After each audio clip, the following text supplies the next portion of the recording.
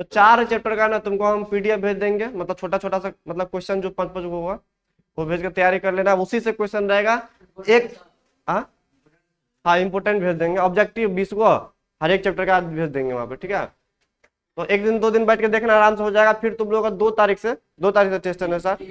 3 से। तो अल्टरनेट तुम लोग का टेस्ट स्टार्ट हो जाएगा। 3 तारीख से स्टार्ट होगा, कभी एक फिजिक्स होगा, कभी एक दिन केमिस्ट्री होगा, एक दिन बायोलॉजी या मैथ होगा, ऐसे करके, ठीक है। 100 नंबर का होगा अपना, मतलब केमिस्ट्री में फिजिक्स में 70 नंबर का होगा। जैसे बोर्ड पैटर्न होता है उस तरीके से पूछा जाएगा। तो जितना हम पढ़ाए हैं, जितना हम, अगर मान लो कि जो लड़का पूरा कॉपी पढ़ रहा है तो उसको तो 100% बनना है, गारंटी है। जो जिसको हम वीवीआई करके करवा देते उतना अगर भी कर लेता है तो 70 में 70 वो भी बनाइए लेगा लगभग, क्योंकि उसमें छांट छाट के बनाना रहता है, तो उसको भी दिक्कत नहीं करेगा। नहीं, पूरा नहीं बनाना, 35 से बनाना, बोर्डे पैटर्न, हाँ। और वैसे ही 10 को 2 नंबरी देंगे, 5 को बनाना है। 20 को रहेगा, अब तब 20 को तो 10 को बनाना है। और बाकी जो 5 नंबरी रहेगा तो उसमें देंगे, जितना रहेगा उसमें से 50% करना है। 6 को तो 3 को बनाना रहेगा। तो चलो हम स्टार्ट करते हैं पॉलीमर, जिसको हम बहुलक के नाम से जानते हैं। चलो तो एक बार देख लेते हैं, पढ़ाए थे चैप्टर हम। ये बहुत अच्छा चैप्टर है, बहुत कम समय में कंप्लीट किए थे इस चैप्टर को। अब बहुत अच्छा क्वेश्चन 5 से 6 नंबर का अगर उठाना हो तो सबसे बेटर चैप्टर है हमारा।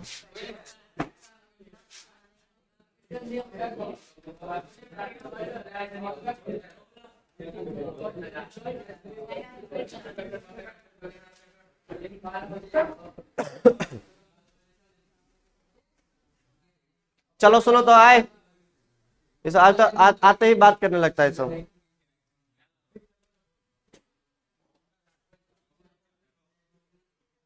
आए सांद्रा सुनो, देखो ये पॉलीमर जो चैप्टर है बहुत छोटा सा चैप्टर है, आराम से 5 नंबर का दे देगा क्वेश्चन ये। इसमें जो मेन रूप से हमको पढ़ना है वो तुम पढ़ लेना यहाँ पे। पॉलीमर जो है हमारा, पॉलीमर होता है क्या बताओ तो? कि पॉलीमर हुआ होता है जो बहुत छोटे छोटे एक लग से मिलकर बना हुआ होता है। हाँ, जैसे मान लो मेरे पास ए छोटा छोटा मॉलिक्यूल है, जब ए मॉलिक्यूल जब आपस में जुड़ना स्टार्ट करता है तो उसी को क्या बोलते हैं हम लोग? बहुलक बोलते हैं। और छोटा सा अणु को क्या बोलते हैं हम लोग? एकलक बोलते हैं। ये हमने पढ़ाया था। छोटा छोटा अणु जब बार बार रिपीट होता है, जुड़ता है, तो क्या बोलते हैं उसको? हम बहुलक के नाम से जानते हैं। जैसे बायोलॉजी वाला स्टूडेंट जानता होगा, जो प्रोटीन होता है बॉडी के अंदर में, जो बॉडी के अंदर में जो प्रोटीन होता है वो छोटे छोटे अल्फा एमिनो एसिड से बना हुआ होता है ना। अल्फा एमिनो एसिड बहुत सारा जुड़ता है तब क्या बनता है? प्रोटीन का फॉर्मेशन होता है। तो छोटा छोटा अल्फा एमिनो एसिड को क्या बोलेंगे यहाँ पे? एकलक। अब प्रोटीन को क्या बोलेंगे यहाँ पे? हम बहुलक बोलेंगे। तो ये कुछ कहानी है हमारा पॉलीमर का। अब देखो तो, आए सांद्रो, तुम्हारे अगल वाले कोई भी आता है उसको शांत से बैठाओ। तुम्हारा काम है, हल्ला करेगा तुम्ही को लगेगा। हाँ बैठो।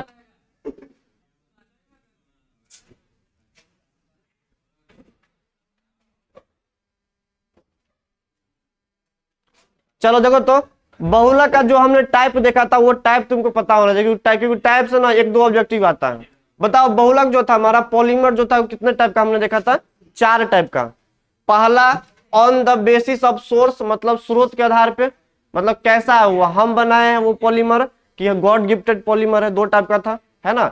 मतलब on the basis of source, मतलब उसका स्रोत का है, कहां से लाया गया, गॉड गिफ्टेड पॉलीमर है कि उसको हम बनाए हैं इंडस्ट्रीज में, फैक्ट्री में, ऐसा भी तो होता है। जैसे मान लो एग्जांपल ले लिया जाए, तो मान लो हम बात करेंगे पॉलीथीन का, तब बताओ पॉलीथीन कैसा पॉलीमर है? हम लोग इंडस्ट्रीज में बनाते हैं पॉलीथीन को, है ना। तो इसको क्या बोलते हैं हम लोग बताओ तो? मेन मेड पॉलीमर के नाम से जानते हैं, ठीक है। आदमी के द्वारा बनाया गया पॉलीमर, इसको हम बोलते हैं मेन मेड पॉलीमर। हिंदी में लिखाए होंगे, क्या था उसमें देखो तो? आर्टिफिशियल भी बोल सकते हैं। और दूसरा होता है, मान लो ऐसा पॉलीमर जो गॉड गिफ्टेड हो, जैसे बोलते हैं नेचुरल रबर, जो गाछ से प्राप्त करते हैं, लेटेक्स का पौधा होता है उसको काट के उसमें से निकालते हैं, व्हाइट कलर का जो होता है उसको बोलते हैं नेचुरल रबर। तो 2 टाइप का पॉलीमर हो सकता है सोर्स के बेस पे, जो हम फैक्ट्री में बनाते हैं वो, एक हो गया हमारा गॉड गिफ्टेड। जैसे हो गया प्रोटीन वगैरह होता है वो भी गॉड गिफ्टेड ही होता है, जैसे बॉडी के अंदर प्रोटीन लेते हैं, ठीक है, तो वो सब होता है गॉड गिफ्टेड पॉलीमर ही होता है। दूसरा बात करेंगे on the basis of mode of synthesis, मतलब बनाने के तरीका के आधार पे, कैसे वो उसको बनाते हैं। सेम टाइप का हम एकलक को जोड़ते हैं बार बार तब बनता है, ठीक है, कि 2 अलग अलग टाइप ऑफ एकलक को जोड़ते तब बनता है ना। इसके स्रोत मैंने बताया था। तो 2 टाइप का था, बताओ तो वहां पे लिखा था मैंने। एक था एडिशन पॉलीमर, एक था कंडेंसेशन पॉलीमर। कंडेंसेशन को बोलते थे संघनन बहुलक, इसको क्या बोलते थे, योगात्मक बहुलक, है ना, ये एडिशन मतलब योगात्मक बहुलक। ठीक, एडिशन का मतलब क्या था, जो मतलब केवल जुड़ता है, बाहर कुछ नहीं निकलता है ना, केवल जुड़ता है। अब दो सेम हो या डिफरेंट मतलब नहीं, केवल केवल जुड़ता है, बाहर कुछ नहीं निकलेगा यहाँ पे, तब बोलेंगे योगात्मक पॉलीमर। संघनन में क्या होता था, उसमें से वाटर मॉलिक्यूल या कुछ एक्स्ट्रा मॉलिक्यूल, जब कोई दो मॉलिक्यूल जुड़ता था तो निकलता था, तो उसको बोलते थे कंडेंसेशन। ये सब याद रखना, ऑब्जेक्टिव में क्वेश्चन मिलेगा तुमको, आगे देख लेना। इसी में बताया था दो प्रकार का और मैंने लिखा था, है ना, एक था होमोपॉलीमर जिसको समबहुलक के नाम से जानते थे, समबहुलक। एक क्या था बताओ तो, कोपॉलीमर जिसको बोलते थे विषम बहुलक या सहबहुलक भी बोलते थे। तो इसको बोलते थे समबहुलक, इसको क्या बोलते थे, सह या सम है तो ये क्या है, विषम बोल सकते हैं, उसका अपोजिट। होमोपॉलीमर है क्या है ये बताओ तो, कोपॉलीमर के नाम से जानते हैं। बताओ समबहुलक किसको बोलते थे, जब समान बहुलक एकलक जुड़ता था, समान दो सब जितना सारा बहुलक एकलक है सब समान है, तो बोलेंगे होमोपॉलीमर। जब अलग अलग दो अलग अलग परमाणु जुड़ रहा बार बार, तो उसको क्या बोलते थे, कोपॉलीमर। तो ये याद रखना, ऑब्जेक्टिव में ये आना ही आना, हर एक साल आएगा, गारंटी है ये, ऑब्जेक्टिव में इस दोनों से आएगा ही आएगा।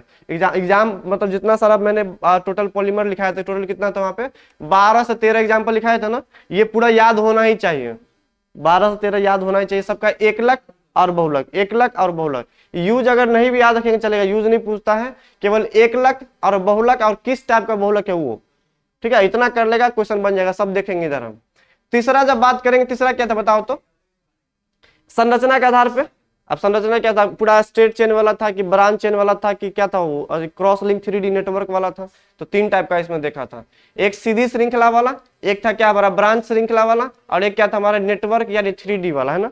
तो ये एग्जाम्पल में कुछ कुछ याद है, याद रखना है इसमें, इसमें याद रखने का कोई बात नहीं है, इसमें अब हम याद करवा देते हैं। देखो इसमें जो सेकेंड नंबर जो आता है जिसको बोलते हैं ब्रांच चेन पॉलीमर के नाम जानते हैं, शाखा वाला बहुलक, तो उसमें केवल आता है लो डेंसिटी पॉलीथीन। पॉलीथीन दो टाइप का था, लो डेंसिटी पॉलीथीन, एक क्या था हाई डेंसिटी पॉलीथीन।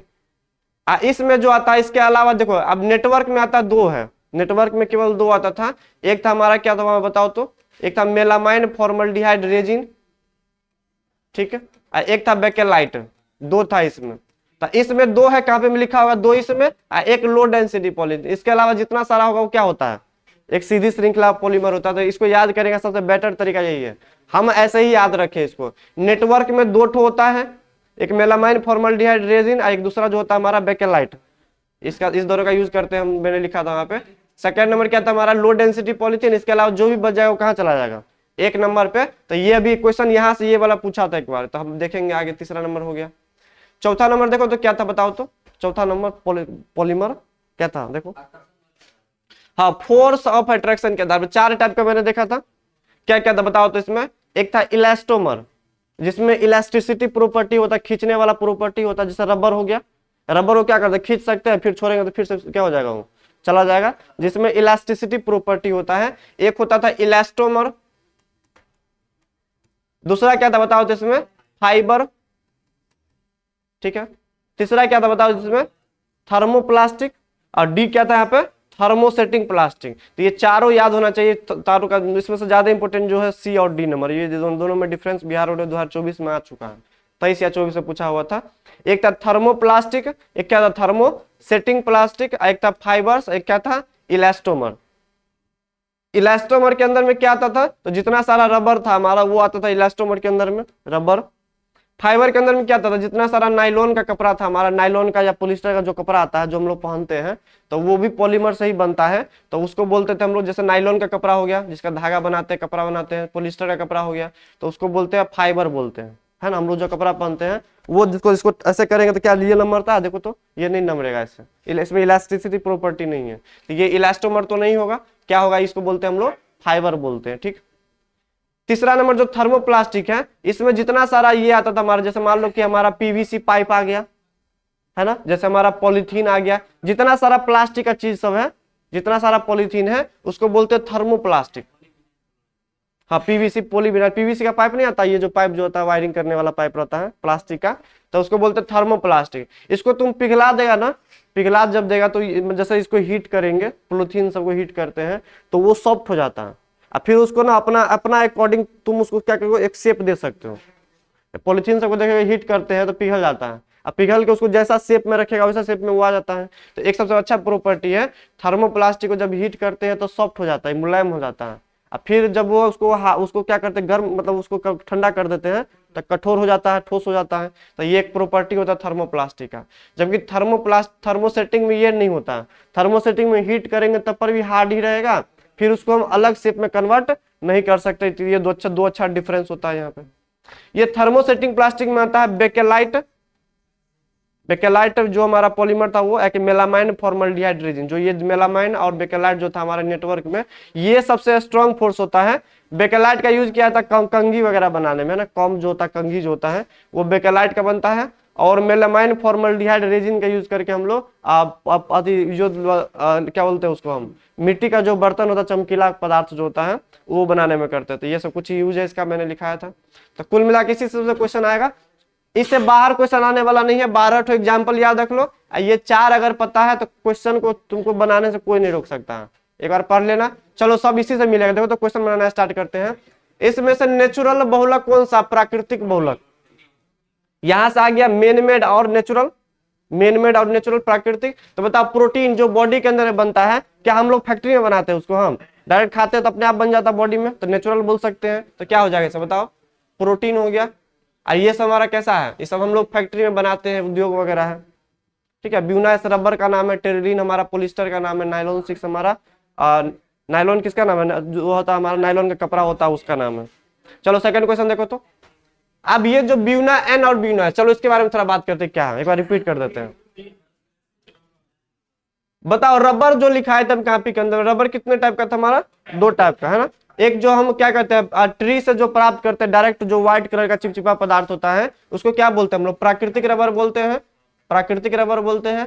और जब इसी रबर को जब हम मॉडिफाई कर देते हैं, इसमें कोई बाहर से कोई पदार्थ डाल के उसको थोड़ा हार्ड कर ले, उसको यूज में अगर लाते हैं हम लोग, ठीक है, तो उसको क्या बोलते हैं हम लोग, प्राकृतिक। इसको क्या बोलते हैं, संश्लेषित रबर बोलते हैं। याद रखना, संश्लेषित रबर, इसको हम बनाते हैं। क्या अर्ध संश्लेषित, देखो संश्लेषित कैटेगरी में आता है वो, देखो दोनों आएगा। अर्ध संश्लेषित पूछेगा ना, मतलब ये कि आधा ये गॉड गिफ्टेड है, आधा वो हम ऐड करते हैं। तो जनरली अर्ध संश्लेषित और संश्लेषित सेम ही वर्ड है। देखो जितना सारा दुनिया में पदार्थ है, देखो सबको हम बनाते हैं तो गॉड गिफ्टेड से बनाते हैं ना, लगभग वही है। तो अर्ध संश्लेषित संश्लेषित दोनों को एक ही कैटेगरी में रख सकते हैं, अलग नहीं है। ठीक है, अब ये संश्लेषित हमारा क्या हो जाएगा बताओ तो, संश्लेषित रबर ये 3 टाइप का था हमारा। क्या क्या नाम था बताओ तो। पहला था आइसोप्रीन, इसको हम क्लोरोप्रीन बोलते थे यहाँ पे।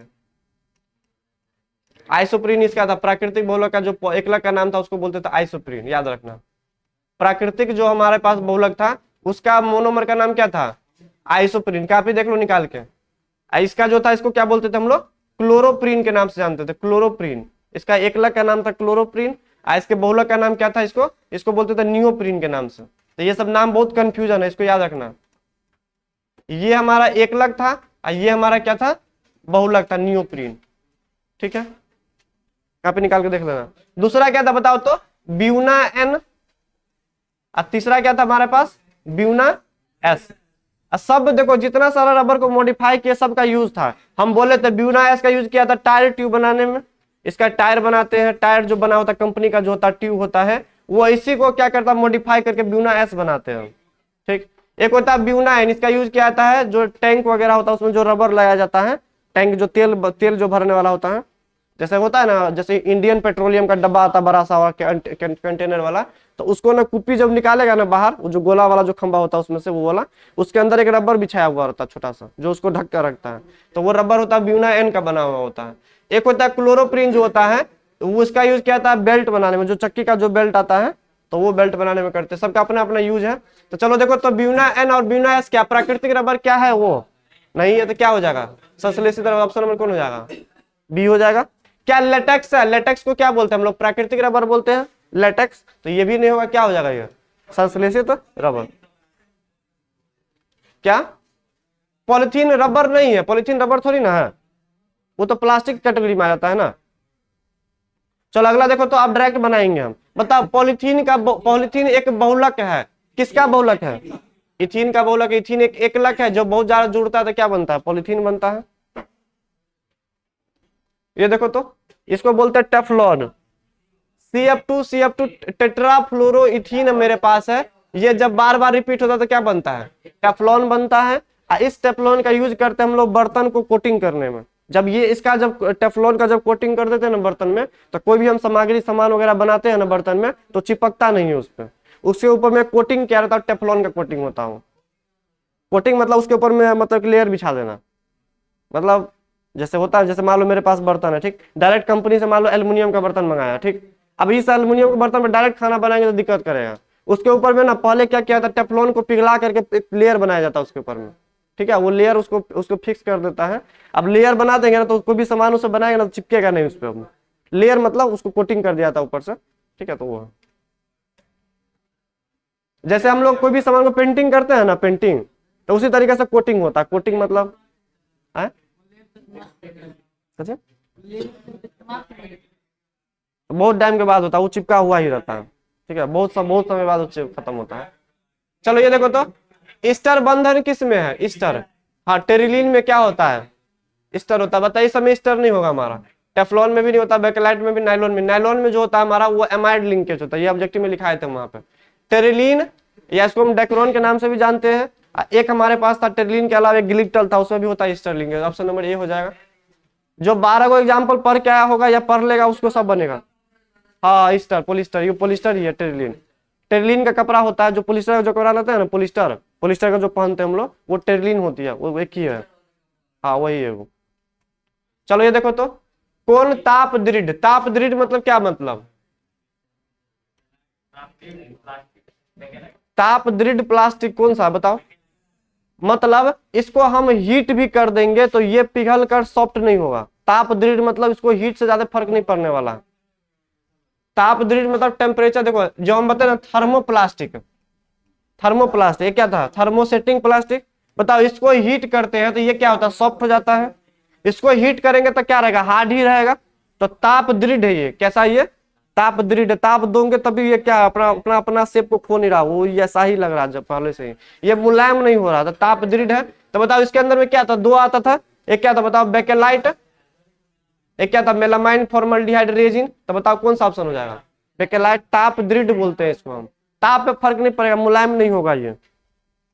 चलो ये देखो तो, बेकेलाइट जो होता है, ये आप देखो, बेकेलाइट जो होता है इसका यूज करते हैं हम लोग कंघी बनाने में। जो कंघी का जो बना होता है प्लास्टिक जैसा होता है वो, ठीक है, ऐसा कर कंघी जो होता है ये बेकेलाइट का फॉर्म होता है। अब ये जो बनाते हैं किसके साथ बनाते हैं बताओ? फिनॉल को किसके साथ मिलाते हैं बताओ तो? फॉर्मल्डिहाइड के साथ। ऑप्शन नंबर कौन हो जाएगा? सी वाला। जब बनाए थे तो 1 लाख मैंने देखा था, दो अलग अलग 1 लाख है यहाँ पे। एक फिनॉल है, क्या फॉर्मल्डिहाइड। चलो ये देखो तो, प्राकृतिक रबर निम्नलिखित में से बहुलक है किसका?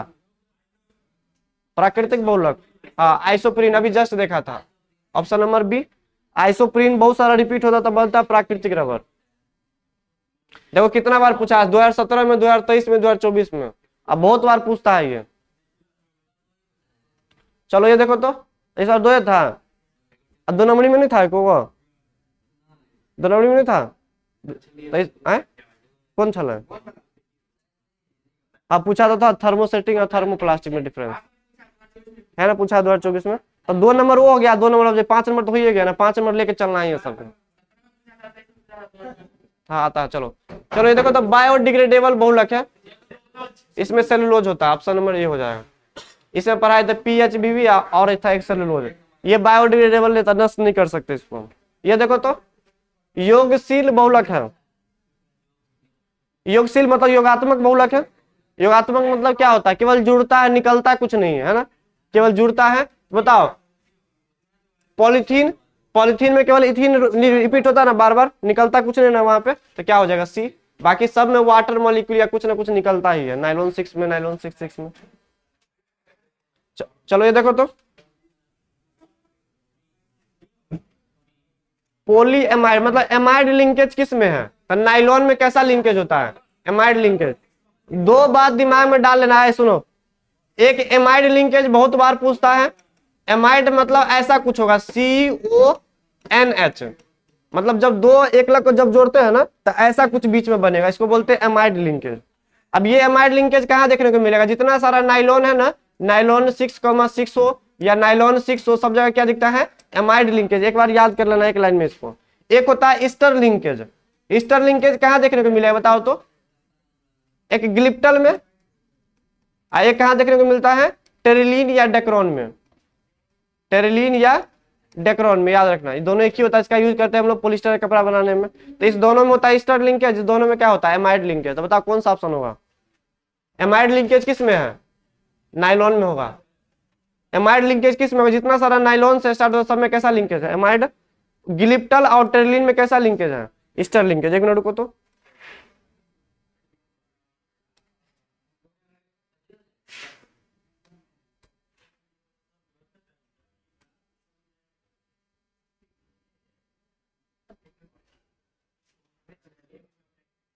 चलो यही था ना, ईस्टर बंधन किस में है, बताओ ईस्टर किस में होता है, टेरिलीन में। तो ये बात याद रखना, जो 4 लिखा है तो समझ लेना वहां पर, उससे ऑब्जेक्टिव में मिल जाएगा।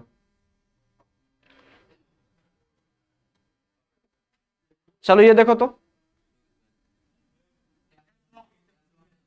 CF2 किसका मोनोमर है, किसका, टेफ्लॉन का मोनोमर है, जिसका यूज करते हैं कोटिंग करने में बर्तन को, है ना।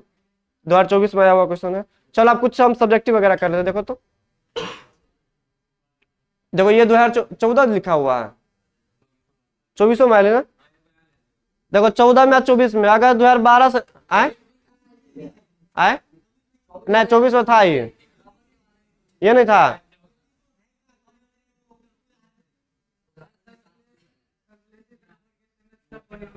चल जो चले हटा,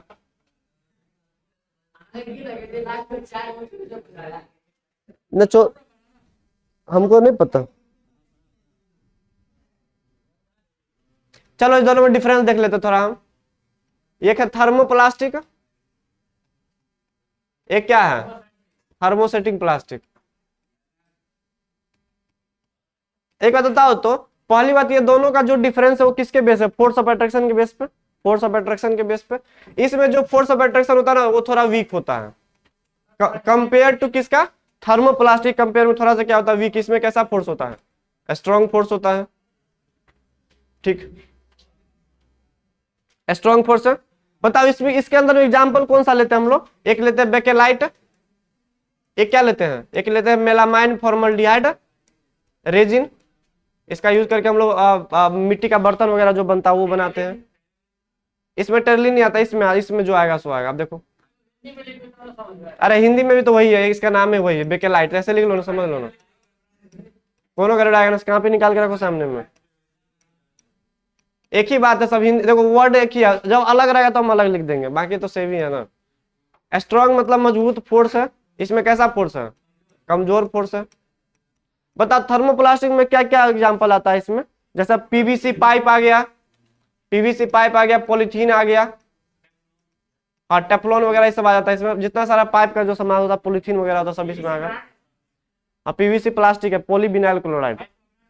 ब्रांड नहीं, नाम है पीवीसी का बना हुआ, इसलिए पीवीसी पीवीसी लिखा हुआ रहता है, पॉलीविनाइल क्लोराइड बस है। कंपनी अलग अलग हो सकता है।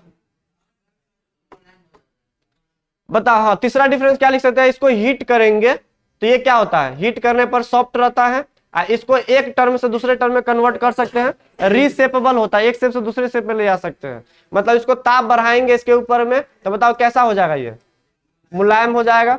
और फिर जब इसको ठंडा करेंगे तो क्या हो जाएगा, ये कठोर हो जाएगा। तो ये पॉइंट बनाकर लिख लेना, ठीक। इसको जब हीट करेंगे तब पर भी ये कठोर ही रहेगा, और ठंडा करेंगे तब पर भी कैसा रहेगा, ये कठोर ही रहेगा, यानी ताप दृढ़ है। ये कैसा, ये ताप दृढ़ है। तो तीसरा डिफरेंस ये लिख सकते हैं,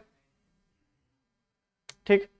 अब एक डिफरेंस और लिख सकते हैं, बताओ तो, ये बेकेलाइट और मेलामाइन फॉर्मल्डिहाइड रेजिन है on the basis of structure, ये कैसा होता है, कोवेलेंट या नेटवर्क होता है, नेटवर्क होता है। तो ये बोल सकते हैं यहाँ पे कैसा होता है, ये नेटवर्क, काफी स्ट्रॉन्ग फोर्स है, नेटवर्किंग है इसका बहुत सारा, ठीक है, नेटवर्क बोलते हैं। इसको क्या बोलते हैं बताओ तो, इसको बोलते हैं सीधी श्रृंखला वाला संरचना।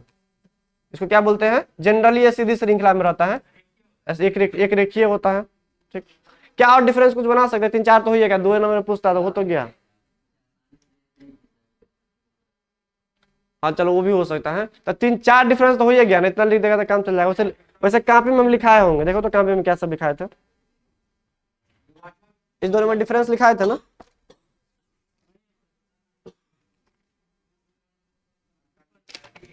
हाँ वो ये है, हाँ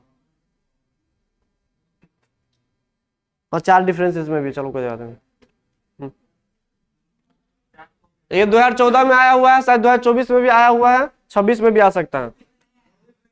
26 से तुम लोग 25 में एग्जाम देगा ना। पिछले का ऑब्जेक्टिव क्या है? ऑब्जेक्टिव ये तो किए थे।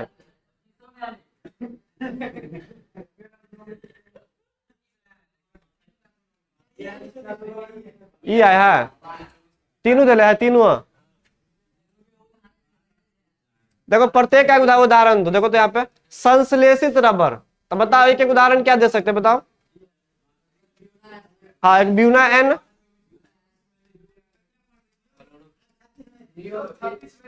तुझारा ब्यूना एन, ब्यूना एस, और एक क्या था बताओ तो, क्लोरोप्रीन है ना, जिसको नियोप्रीन बोलते हैं। क्लोरोप्रीन एक अलग है ना, नियोप्रीन बोलते हैं इसको हम। ठीक, ये देखो तो ये जो संरचना लिखा हुआ ना यहाँ पे, ये हो जाएगा संघनन पॉलीमर। संरचना नहीं है, ये गलत है, संघनन बहुलक है ये। देखो हम तो लिखते हैं बहुलक, बहुलक एक ट्रू वर्ड है, पॉलीमर इंग्लिश वर्ड है। अब देखो ये दिया हुआ पॉलीमर, बताओ अब क्या क्या फॉलो करे, ये कहाँ से आया हुआ पता है? ये पॉली क्या एग्जाम जो हुआ था, क्या पॉलीमर लिखा था वहां पे कि बहुलक था? अरे तुम लोग क्वेश्चन बैंक देखता होगा ना, क्वेश्चन बैंक पॉलीमर है वही तो। इसका जो प्योर नाम वो क्या है हिंदी में, शुद्ध नाम है बहुलक। हाँ वही बात है ना, तो इसलिए थोड़ा बहुत इंग्लिश भी पढ़ना जरूरी है। तुम लोग बोलता है कि इंग्लिश क्या लिखा दे थोड़ा थोड़ा, कभी कभी देखो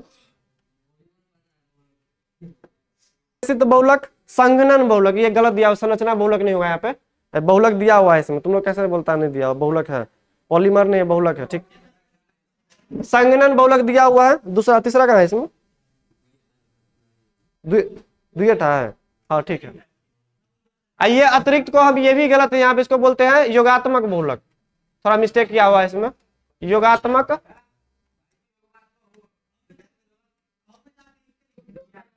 हाँ टाइपिंग गलत हो गया, योगात्मक बहुलक बोलते हैं इसको। आज बहुत मिस्टेक किया हो, छोड़ो इसको। एक संघनन बहुलक है, एक कैसा है, योगात्मक बहुलक। तो बताओ संघनन बहुलक का एक एग्जाम्पल दो तो कोई, संघनन बहुलक का एक एग्जाम्पल दो तो। संघनन मतलब क्या होता है, कुछ बाहर निकलेगा। हाँ बहुत सारा हो गया इसमें, नाइलॉन ले लो, नाइलॉन का जो नाइलॉन 6 हो गया, नाइलॉन 6 हो गया, टेरिलीन हो गया, ठीक है, डेक्रोन हो गया, जितना सारा वो कुछ निकल रहा है बाहर, सब क्या हो गया हमारा संघनन बहुलक का एग्जाम्पल। बताओ योगात्मक का क्या है, केवल जुड़ता है, कुछ बाहर नहीं निकलेगा यहाँ पे। तो क्या ले ले बताओ तो, पॉलीथीन ले ले, पॉलीथीन ले लेते हैं, पीवीसी पाइप ले लेते हैं, पॉलीविनाइल क्लोराइड जुड़ता है, और टेफ्लॉन भी ले सकते हैं। बहुत हो गया, एक एक उदाहरण देना बस, ठीक है। तो संरचना को संघनन कर लेना, अतिरिक्त को योगात्मक कर लेना, इसमें थोड़ा डिफरेंस है। बढ़े आगे, चलो ठीक है। देखो तो ये वही तो संश्लेषित रबर का 2 उदाहरण दो, क्या हो जाएगा, ब्यूना एन, ब्यूना एस, और नियोप्रीन, 3 तो हो गया। आप देखो इसमें केवल उदाहरण देने के लिए बोला, अगर 2 नंबर तो थोड़ा बहुत यूज भी तुम लिख सकता, लिखेगा तो बेटर ही रहेगा, नहीं है तो कोई बात नहीं, ठीक है। चलो ये हो गया। अगर देखो टेफ्लॉन के एकलक का क्या नाम है, आई टेफ्लॉन के एकलक को लिखे, क्या होगा बताओ तो। टेफ्लॉन, टेफ्लॉन किसको बोलते हैं, CF2 डबल बॉन्ड CF2 को जब हम क्या करते हैं, हीट करते हैं, तो क्या बनता है, CF2 सिंगल बॉन्ड CF2, इधर से और इधर से लॉन्गेस्ट चेन जुड़ जाता है ऐसे करके, ये बीच से क्या होगा, डबल बॉन्ड ब्रेक होता है यहाँ पे, और यहाँ से बॉन्ड बनता है, और ऐसा ऐसा बहुत सारा रिपीट होता है, तो क्या बोलते हैं इसको हम, इसको बोलते हैं टेफ्लॉन। अब बताओ टेफ्लॉन के एकलक का क्या नाम होता है, इसको बोलते हैं टेट्राफ्लोरोइथीन। 2 फ्लोरीन यहाँ पे, 2 फ्लोरीन यहाँ पे, बताओ कितना सारा, 1 नंबर और 2 नंबर पे, तो डायरेक्ट इसको लिख सकते हैं ऐसे हम, टेट्राफ्लोरो, मतलब कितना फ्लोरीन लगा हुआ है, 4 फ्लोरीन लगा हुआ, कितने नंबर पे, 1 नंबर पे और 2 नंबर बोल सकते हैं, तो 1,2 टेट्राफ्लोरो। और बताओ क्या लिखेंगे यहाँ पे हम, इथीन, तो सीधा ऐसे लिख सकते हैं टेट्राफ्लोरोइथीन लिखेंगे, काम चल जाएगा। तो बताओ टेफ्लॉन के एकलक का क्या नाम हो जाएगा, CF2 डबल बॉन्ड CF2, तो क्या लिखे, अरे 2 यहाँ पे 2 यहाँ पे 4 है ना, ठीक है। देखो ऐसे लिखो 1,2 टेट्राफ्लोरोइथीन हो तो गया। 1,2 नहीं भी देंगे तो 2 इथीन में तो पता ही होगा, टेट्रा में तो 2 इस पे 2 इस पे होगा, तभी तो डबल बॉन्ड में इथीन लगा हुआ है, ठीक है, समझ में आ गया। चलो आगे बढ़ते हैं। देखो तो ये, चलो किससे पूछे, हम किसी से पूछेंगे हम इसमें। चल तू खड़ा होता रहे, वो तुम खड़ा हो ना, नहीं पढ़ ले चाहिए, चलिए आप ही खड़ा हो जाइए। 12 का एग्जाम्पल दिमाग में घुसा है कि नहीं घुसा, वो वाला याद कर लेना उसको, बहुत इंपॉर्टेंट है। हाँ पढ़ लेना जाके। चलो हम बनाते हैं। निम्नलिखित में से बहुलक के एकलक और संरचना लिखे, तो संरचना ही पूछ दिया इसमें। बहुलक का एकलक और संरचना लिखना है। चलो बनाते हैं। बताओ पीवीसी में एकलक क्या होता है, बताओ तो। Vinyl chloride. क्या होता है? Vinyl chloride. तो पॉलीविनाइल क्लोराइड तो पॉलीमर हो गया, विनाइल क्लोराइड क्या हो जाएगा? एकलक हो जाएगा। तो बताओ विनाइल क्लोराइड कैसा होता है? विनाइल क्लोराइड बताओ तो, कोई पढ़ा है विनाइल क्लोराइड क्या होता है? CH2 CHCl। ये पढ़ा था ना कि हाइड्रोजन जुड़ा हुआ कार्बन डबल बॉन्ड से जुड़ा था, उसको बोलते हैं विनाइल हैलाइड। विनाइल क्लोराइड हो जाएगा ये। ठीक है, तो इसका स्ट्रक्चर भी लिख दिया, इसका एकलक भी लिख दिया, संरचना भी मैंने लिख दिया, हो गया। चलो अब बात करते हैं नाइलॉन 6,6। बताओ तो इसमें एकलक कितना सारा था? इसमें 2 एकलक था। कितना एकलक था? 2 अलग अलग टाइप का एकलक था, जिसको क्या बोलेंगे आप? अलग अलग टाइप का था तो क्या लिखेंगे बताओ? अरे नाइलॉन 6 से तो बहुलक हो गया ना, एकलक का नाम क्या था बताओ, याद है किसी को? चलो हम देखते हैं। एक था हेक्सामिथाइल डायएमीन, हेक्सामिथाइल डायएमीन, इसको ऐसे लिखते थे कुछ, देखो तो। हेक्सा मतलब 6 ठो, CH2 का होल ट्वाइस, डायएमीन मतलब एक ठो एमर से H2 NH2 इधर से एक NH2, तो क्या हो जाएगा? हेक्सामिथाइल डायएमीन। और दूसरा था एडिपिक एसिड, ये दोनों एकलक था, एडिपिक अम्ल बोलते थे इसको हम। इसका अनुसूत्र क्या था बताओ तो? CH2 का होल 4th, और इधर क्या था? COOH, इधर भी क्या था? COOH। अब दोनों को जोड़ते थे हम, दोनों को जोड़ के एक बड़ा सा क्या बनाते थे? पॉलीमर बनाते थे वहां पे। बताओ 2 अलग अलग एकलक है तो नाम क्या पड़ जाएगा ऐसे ऐसे बहुलक का? बताओ 2 अलग अलग टाइप का एकलक है तो क्या एक समान सम होगा कि अलग टाइप का होगा, विषम टाइप का? बताओ तो। 2 अलग अलग एकलक है, नाम क्या पड़ जाएगा बताओ? क्या था? सम था कि दूसरा क्या था? एक सम बहुलक है, दूसरा सह बहुलक। तो बताओ सह है कि सम बहुलक? सह बहुलक है, तो ठीक है, ये हो जाएगा सह बहुलक। बताओ ये संगनन है कि एडिशन है, मतलब ये योगात्मक है कि संगनन है? योगात्मक है कि संगनन है? दोनों को जोड़ेंगे तो यहाँ पे ना वाटर मॉलिक्यूल बाहर निकलता है, याद रखना है। इस COH में से OH निकलेगा और NH2 में से हाइड्रोजन निकलेगा, दोनों को जोड़ेंगे तो वाटर बाहर निकलता है, तब दोनों जाके जुड़ेगा ऐसा करके लॉन्गेस्ट चेन में, तो कैसा है? ये संगनन हो जाएगा, याद रखना है। तो बताओ नाइलॉन 6,6 में बहुलक का एकलक का नाम क्या क्या पड़ जाएगा? तो हेक्सामिथाइल डायमीन और दूसरा क्या है? एडिपिकम। तो हो तो गया इसका आंसर। तीसरा बात करते हैं पॉलीथीन। बताओ इसका एकलक का नाम क्या है? इथीन होगा। क्या लिखेंगे? CH2 double bond CH2 with structure के साथ, स्ट्रक्चर मैंने लिख दिया यहाँ पे। ठीक। बताओ पॉलिस्टर, पॉलिस्टर जो होता है, पॉलिस्टर को हम लोग क्या बोलते हैं बताओ तो? टेरिलीन या डक्रोन के नाम से जानते हैं, जिसका कपड़ा बनाते हैं हम लोग। ठीक है, तो बताओ टेरिलीन का जो कपड़ा होता है वो किससे बना होता है? उसका एकलक का नाम क्या बताओ तो? जिसको फैक्ट्री में हम लोग बनाते हैं, टेरिलीन का जो कपड़ा आता है उसका एकलक का क्या नाम है बताओ, किसी को याद है?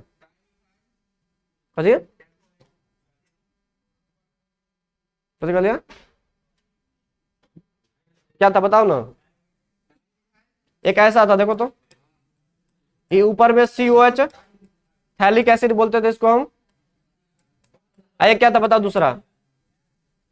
Ethylene glycol, CH2 CH2 COOH, ऐसा था। OH, इधर से क्या था? OH। दोनों को जोड़ते थे, यहाँ से OH और यहाँ से H बाहर निकलता था, दोनों में से वाटर बाहर निकलता था, और ऐसे करके बार बार रिपीट होता था चेन। 2 लेते थे यहाँ पे, एक था थैलिक एसिड, एक दूसरा क्या था? Ethylene glycol. तो ये हो जाएगा पॉलिस्टर का एकलक का नाम। देखो कहाँ पे लिखा होगा, देखो तो निकाल के। नहीं है इसमें, इधर होगा, यहाँ।